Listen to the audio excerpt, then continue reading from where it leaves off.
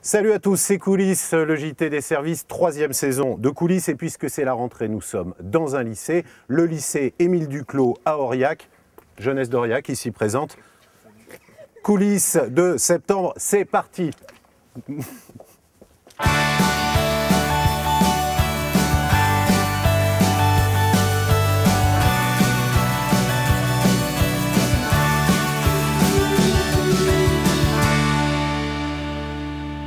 Au sommaire de cette édition, mesdemoiselles, tenez-vous bien. Une journée en immersion avec le service en charge de l'équipement des lycées, le point sur une nouvelle catégorie d'agents. Vous verrez qu'il n'y a pas que des catégories C dans les lycées et c'est une particularité auvergnate. Et puis le portrait, celui d'une femme, mesdames, une femme qui travaille à la région depuis sa création. Cette femme, c'est Ginette Chaucheprat. Elle a rejoint la région au début des années 80, ne me faites pas rire, surtout que Ginette Chaucheprat rigole pas tous les jours, hein. Aujourd'hui, Ginette Chaucheprat est responsable du pôle qualité de la vie, culture et sport. Laurent Rohr et Christophe Grenier l'ont rencontrée. C'est pas vrai, elle est charmante, charmante. 30 ans de fonction publique au service de la région et des Auvergnats. Aujourd'hui, son nom est indissociable de l'action culturelle en Auvergne et c'est à la Chaise-Dieu, où infatigable, elle initie des jeunes à la musique classique, qu'elle a choisi de revenir sur sa carrière. Rencontre avec Ginette Chaucheprat. Je suis arrivée le 1er septembre 1982 au Conseil régional. J'ai donc postulé dès que les lois de décentralisation de mars 82 ont été promulguées, parce qu'il me semblait que l'échelon régional, cette région que j'apprécie particulièrement, où je suis née, que j'avais envie de servir ce territoire. Des locaux de la préfecture au site de Fontmort, en attendant le futur hôtel de région, c'est sous 4 présidences qu'elle a servi la région, avec la même constance et le même entrain. Au travers de ces présidents et de la politique mise en œuvre, j'ai le sentiment d'avoir servi l'Auvergne pendant ces 30 ans, avec le même plaisir, la même passion, sur des projets différents, parce que je n'ai pas toujours travaillé uniquement sur le secteur culturel, mais sans sincèrement avoir jamais l'impression de faire la même chose, ni de m'ennuyer. Aujourd'hui, sa motivation reste intacte et Ginette Chaucheprat continue sa mission de service public. Son souhait le plus cher, transmettre son savoir et sa passion à la nouvelle génération de fonctionnaires territoriaux. Il n'y a pas que des agents de catégorie C dans les lycées, il y a aussi des catégories B. Une nouvelle catégorie pour exercer un nouveau métier, c'est une innovation de la région Auvergne. Alors que font concrètement ces agents? La réponse et l'illustration en images dans un lycée du Puy-de-Dôme avec Pierrick Chassagne et Jean-Paul Rebaud. Véronique Pouillet est agent au lycée Pierre-Joël Bonté de Riom et pourtant elle est fonctionnaire de catégorie B. C'est possible grâce à un nouveau statut depuis septembre 2011 et dans la région. Donc le projet de la région, c'est de valoriser les métiers de la propreté, d'harmoniser les pratiques professionnelles au sein des établissements et d'améliorer les conditions de travail des agents en passant par le partage de la pénibilité. Une nouvelle catégorie pour un nouveau métier, coordinateur des équipes techniques, une fonction d'encadrement du personnel et de support technique. L'enjeu, une gestion plus professionnelle des lycées et la reconnaissance du travail des agents. Le fait qu'il y ait quelqu'un qui soit le lien entre les différentes équipes qui interviennent dans le lycée, tant les équipes de cuisine, l'équipe de maintenance, l'équipe pédagogique, on crée une espèce de reconnaissance de chacun et on optimise le travail de toutes les équipes en faveur des élèves et du bien-être des élèves. Et ça permet un relationnel plutôt que des conflits. 16 agents bénéficient déjà de ce statut qui s'applique au lycée dont le personnel compte plus de 30 agents. Ils vont désormais se réunir tous les trimestres pour se former et partager leurs expériences et leurs méthodes de travail. L'actualité en bref avec les travaux qui avancent sur le site du futur hôtel de région, des travaux de gros œuvres cet été. À signaler la possibilité pour vous de visiter le chantier. Ces déplacements sur le site vont être proposés à l'ensemble des agents du siège au début du mois d'octobre. Une visite d'1 heure environ par groupe de 20 personnes.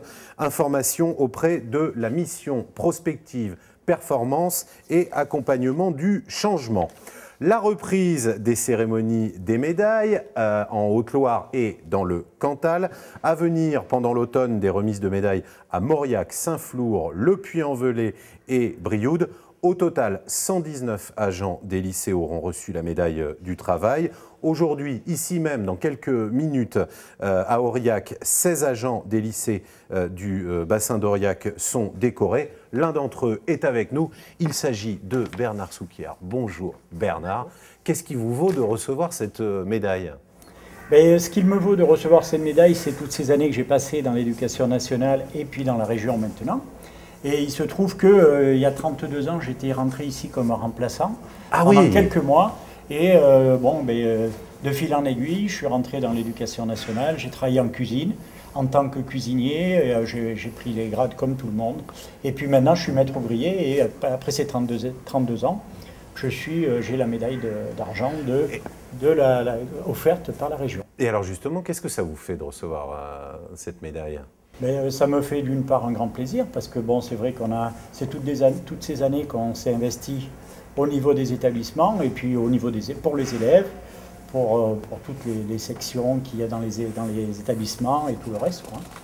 Et voilà. Et vous y allez dans 2 minutes là avec Dominique Bru qui vous la remettra pour de vrai dans quelques instants. Restez avec moi le temps de finir les brèves. Un mot pour vous parler des Olympiades des métiers. La région Auvergne participe pour la 4e année consécutive à ces Olympiades et elle accueillera les finales nationales en novembre prochain. Il y aura 832 jeunes de toute la France. Ils sont attendus à la Grande Halle du 22 au 24 novembre. Une compétition d'excellence sous le parrainage cette année de Cyril Zen qui était le chef finaliste de Top Chef 2011. Je vois que vous le connaissez, Bernard. Les épreuves se dérouleront donc à la Grande Halle et pour suivre cette manifestation, un site internet spécial a été lancé. Il a été inauguré d'ailleurs sur le stand de la région à la foire de Cournon. C'était le 14 septembre. L'adresse de ce site internet, Olympiade des métiers en un seul mot, .auvergne.fr. J'y vais parce que j'ai un autre sujet à lancer dans une salle là-bas. Des tables et des chaises, mesdemoiselles, messieurs, il en faut bien sûr pour équiper un lycée, mais la mission du service chargé de l'équipement des lycées, le pôle équipement, va en réalité bien au-delà. Ce service, c'est un service qui se trouve au sein de la direction patrimoine, lycée et grands équipements. Il est basé sur le site de l'Atrium, c'est à Clermont-Ferrand. Et quand il s'agit d'équiper un lycée, vous allez voir qu'on ne parle pas seulement de mobilier scolaire. Vous le saviez bien entendu. Oui.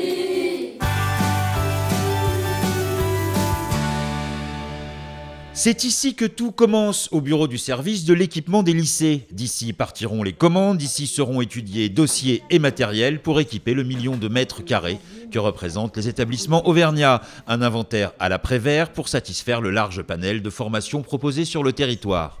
Ça nous fait 45 000 de plus, on doit être bon, je pense. On a peut-être une centaine de métiers qui sont représentés, tant sur les milieux de l'éducation nationale, avec tout ce qui est enseignement industriel, tertiaire, et surtout les milieux agricoles qui ont des spécificités très particulières, avec des métiers exceptionnels et très particuliers aussi. Donc on se retrouve à équiper aussi bien des serres pour faire du maraîchage bio que équiper les maîtres verriers du lycée d'Yzeure par exemple. Donc forcément, on a quand même un panel d'équipements qui est assez incroyable et étonnant, c'est vrai. Mais il y a aussi le terrain. Les équipements sont connus, suivis, vérifiés. Ainsi, au lycée Jean Monnet d'Yzeure ou l'École nationale supérieure du verre a besoin de fours top niveau, adaptés et économes. Ils ont été changés il y a 2 ans, c'est leur 2e année. Donc on a une amélioration très sensible, notamment au niveau des consommations de gaz, parce que notre principal problème sur ce type de matériel, c'est qu'ils sont énormément gourmands en gaz, ce qui fait qu'on a un retour d'investissement pratiquement de 25 à 50% par an en bénéfice par rapport aux consommations gaz. On a une bien meilleure ergonomie pour cueillir le verre, etc. On peut les arrêter, ils sont beaucoup plus modulables, ils sont plus efficaces tout en montant un peu moins en température. Du bordereau de commande à la mise en service, le service équipement des lycées doit s'adapter aux normes, aux réformes ministérielles, aux contraintes économiques et environnementales, pour le confort de tous, élèves et enseignants. Coulisses de septembre, c'est terminé. Avant de nous quitter, je vous signale un changement cette saison. Coulisses sera diffusé désormais le dernier vendredi de chaque mois. En l'occurrence, on se donne rendez-vous vendredi 26 octobre sur l'intranet de la région. Salut à tous. Au revoir.